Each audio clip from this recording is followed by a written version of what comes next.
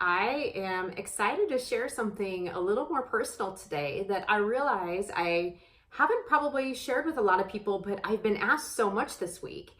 And one of the questions that I've gotten almost 3 times this week is, how did you leave corporate America to start your own coaching business? So I wish that I could tell you that I had this flash of genius and that, it all just came to me in a dream. And one day I was working for someone else and I just up and decided I'm going to go do my own thing. And then it just happened and it was amazing. But unfortunately, I can't tell you that story. In fact, it happened quite a bit slower than that. So I think the best place to start is that, I got my first job when I was 15 years old and I flipped French fries at McDonald's. And I worked there because my friends worked there and it was a small town. And we had a lot of fun. And that job was really what I did all through high school. And then when I went to college, I spent time as a waitress. I actually worked for about 3 years for a major retail chain. And then I got started in banking, mostly because they offered me a Monday, Wednesday, Friday, Saturday schedule, and they provided tuition reimbursement. I can't tell you that I had some sort of flash of genius that banking was going to be my career. But I think I got into financial services because my mom was a financial advisor. And that just seemed to be okay. It was a good, safe place to work. And so my career started in banking in about the year 2000. And I actually continued working in banking, not for the same bank, but in banking until 2012. And I don't know why I stuck with it so long. I think that I just really enjoyed the opportunities that came with working with a bank. And I felt like because there were so many different divisions of the bank, I could constantly kind of be career hopping and finding something different. If I got tired in working in the credit card division, I could work in the retail division or the wealth management division or, do something in marketing or training. And I never even thought that I would ever start my own business. In fact, I was the person who said, and I'm sure many people can quote me on this, I could never, or I would never be my own boss. I could never start my own business. I said that, because I think I had this belief that I wasn't creative enough. I wasn't entrepreneurial enough, that I didn't have enough good ideas. I didn't think maybe I had the genetic makeup to be an entrepreneur, whatever in the world that means.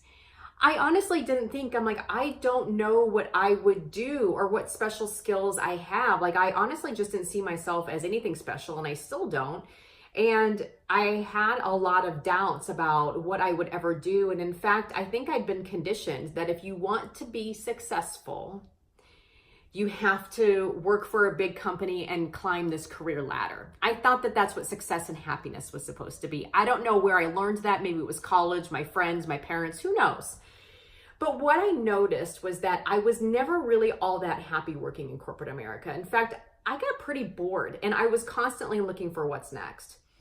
I finally got the courage to leave banking in 2012, and I was itching to do something a little bit more creative, a little bit more entrepreneurial, where I could kind of just mess around and play with stuff and have some fun. So I went to go work for this HR technology company, and it was small. It was kind of a startup. It was fast growing. It was entrepreneurial. It was doing some really cool stuff in its marketplace. And it was the first of its kind.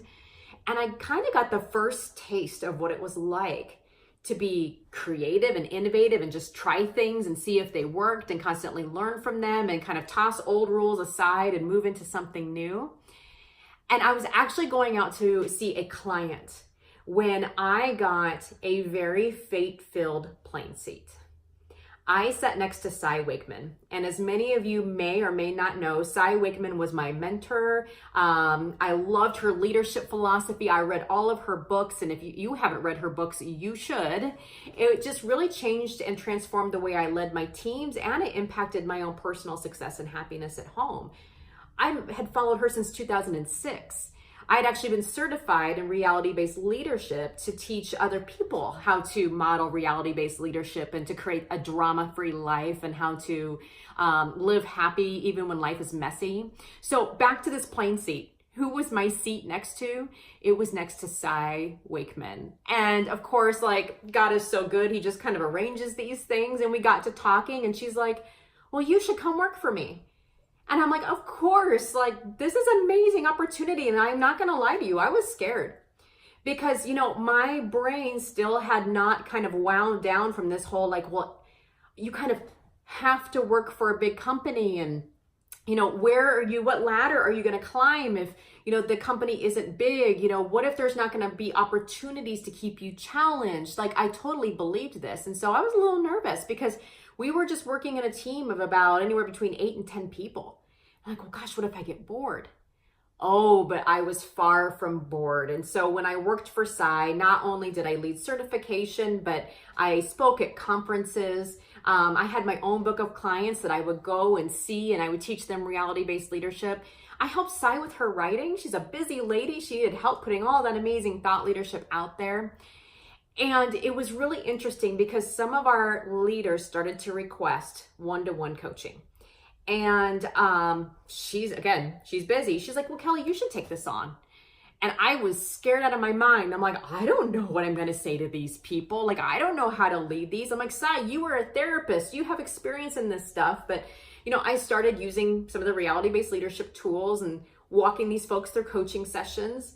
And I loved it. Like, I loved working with people one-on-one and seeing these personal aha moments and just seeing their shoulders drop when they just felt so free to be creative, free to do these things, and, free to discover that a lot of the things that held them back was just thoughts they were believing.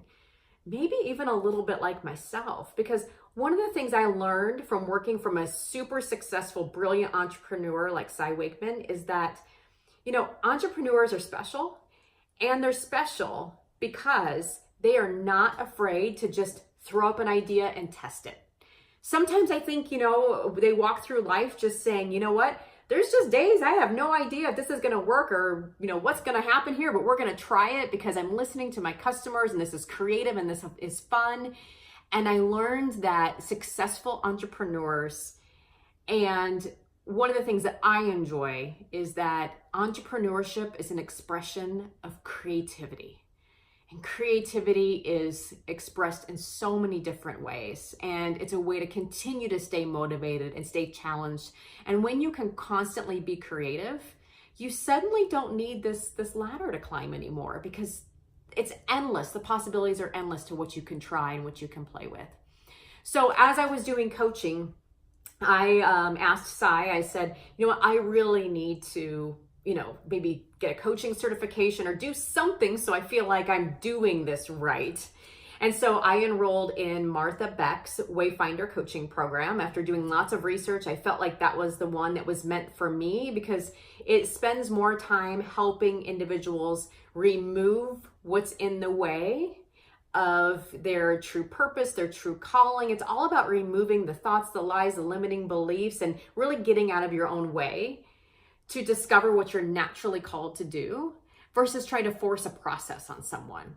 So as I'm in this coaching program, I have some pretty big epiphanies. In fact, my entire world was rocked because I realized that I was the one that needed coaching. And what I realized through this coaching was that a lot of the things that I was trying to force myself to do really just weren't meant for me. Hopping on a plane every week and traveling everywhere, or, even going back into corporate America to, try to hustle up a ladder or, find happiness in an office somewhere. It really just wasn't for me.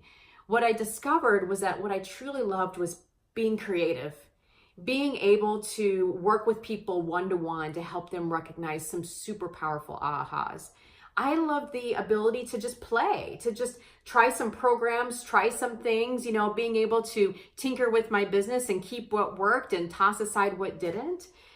And I had some pretty big, scary moments when I thought about going out on my own. And, all of those old fears came to haunt me. Like, what if I fail? What if I'm not creative enough? Like, what if this isn't in my DNA? Like, what if, I start off successfully, but I just can't keep this thing going? Like, what if nobody wants to buy what I'm selling? Like, what if everybody thinks this is stupid? So those limiting beliefs didn't ever go away. But what I started to realize is that they were just normal, and they were part of kind of the human condition that a lot of people have when they think like I did, and that they could never start a business. So I think one of the things that I learned the most about in my story, reflecting on it, is that, what is it that you really, really want? And, I wanted freedom. I wanted creativity. I thought it'd be so cool to kind of be an entrepreneur and do this stuff, but I had a really long list of reasons why I couldn't have it. And guys, most of them were lies. So I guess I have two questions for you guys to reflect on as you think about this story is, what is it that you really want? And question two, why can't you have it? And I want you to list all those stories down of why you think you can't have it. You're not ready, you're not qualified, you're not creative enough. And I want you to ask yourself, is that really true? Or is that just the ego, that little virtual villain that likes to spin in our head and spin lies about all the things we can't do that really just keep us from what we're truly called to do? And if you acted like you didn't believe that thought, what's one little step you'd take tomorrow? What's one little thing you'd try? So looking back, I think over all these years, I was probably slowly manifesting my calling to, run my own business and do my own thing by starting and working for corporate America, but by gradually taking steps of working for smaller companies, more entrepreneurial companies, working for an entrepreneur, and then finally being able to take that leap myself. So I'm super curious. What is it that you really want, and what's keeping you from getting it? Stop believing those lies and start thinking, what's one thing that I could do tomorrow if I didn't believe the lie that I can't have it? So that's my story. I have loved getting to talk to you, and hopefully this sheds a little light on how this started. It wasn't an overnight thing, but I firmly believe that if I can manage and muster this thing, you are absolutely confident and capable to do whatever it is you want as well. Have an awesome day, and I'll talk to you soon.